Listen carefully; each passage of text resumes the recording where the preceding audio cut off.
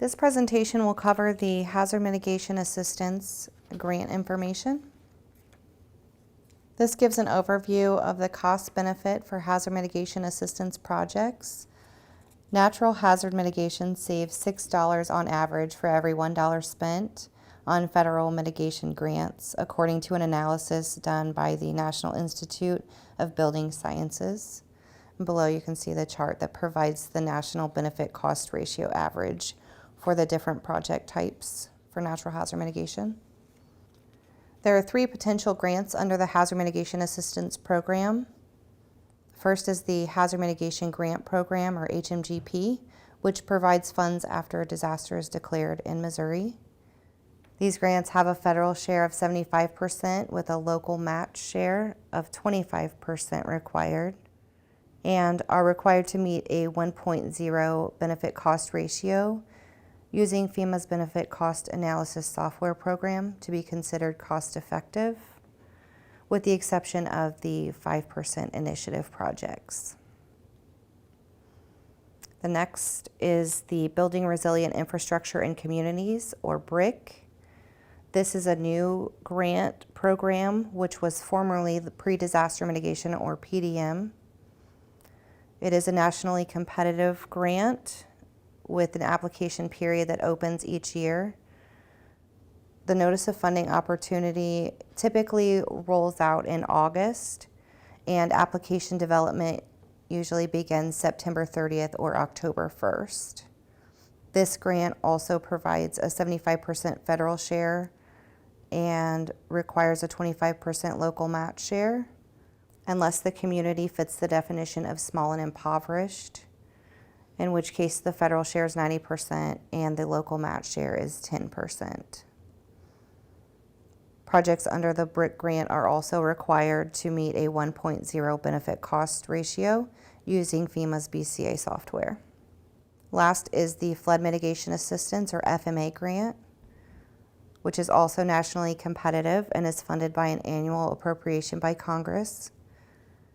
This is only for flood-related projects with NFIP, or National Flood Insurance Program, insured properties, or where affected surrounding properties have NFIP insurance.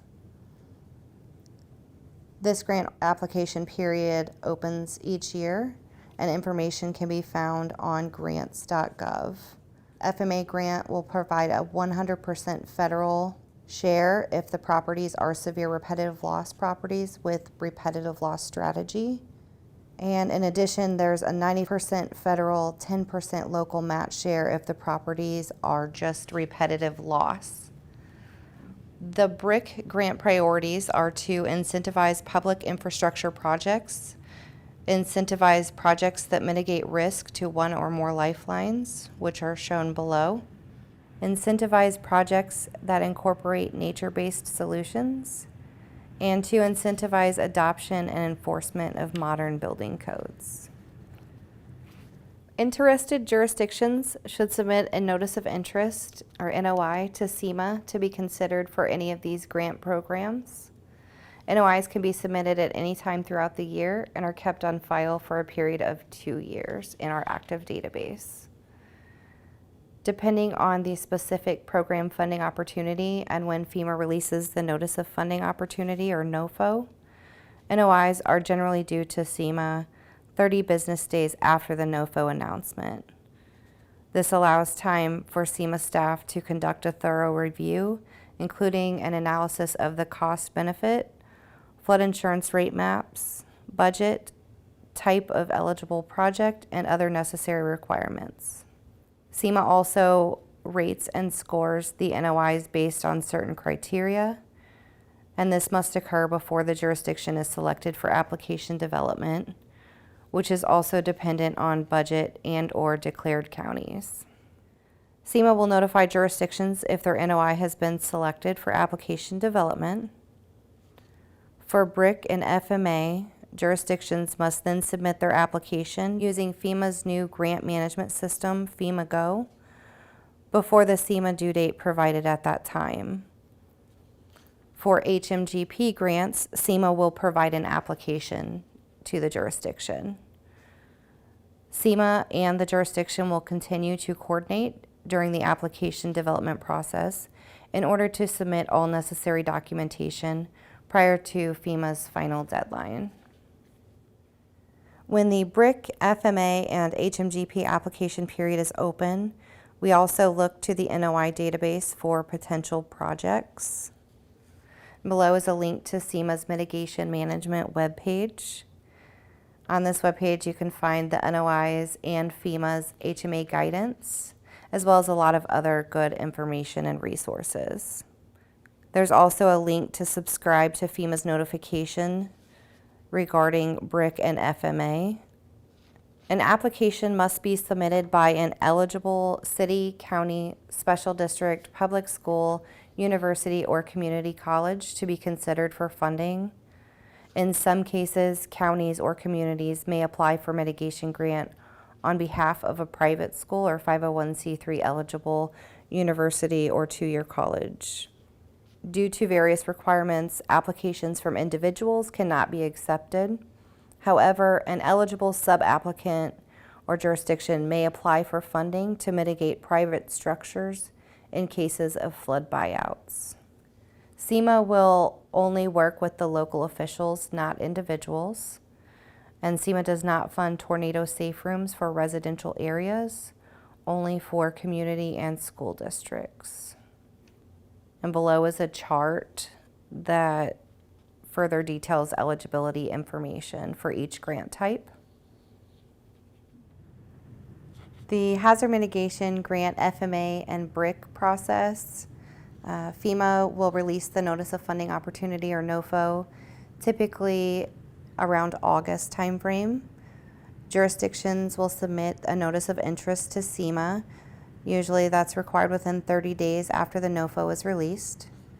SEMA will then provide a thorough review of all applicable NOIs that have been previously submitted and that have been submitted since the NOFO release. NOIs are selected for application development based on budget and or NOFO priorities. Jurisdictions of selected NOIs must then submit their application using FEMA's new grants management system for BRIC and FMA grants, or will be provided an application for HMGP grants. And then SEMA and the jurisdiction will coordinate throughout the application development process to submit all necessary documentation by FEMA's final deadline. SEMA typically has a deadline of December 1st for the FMA and BRIC grants. This slide provides a graphic that details the FMA and BRIC application process and can also be found on SEMA's mitigation management website.